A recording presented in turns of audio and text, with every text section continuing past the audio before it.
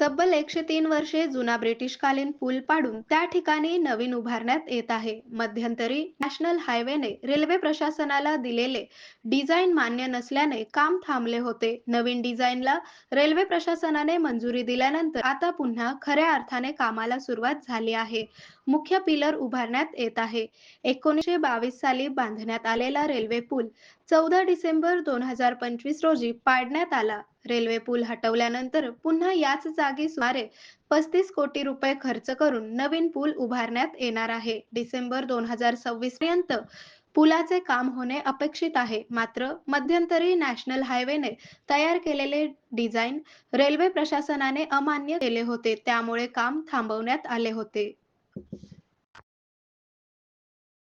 आरोग्य म्हणजे केवळ औषध नाही, तर निसर्गाच्या योग्य उपचारांनी मिळणारी खरी आरामदायक अनुभूती. सोलापूरमध्ये निसर्गोपचाराचं विश्वासाचं नाव लिमये निसर्गोपचार केंद्र.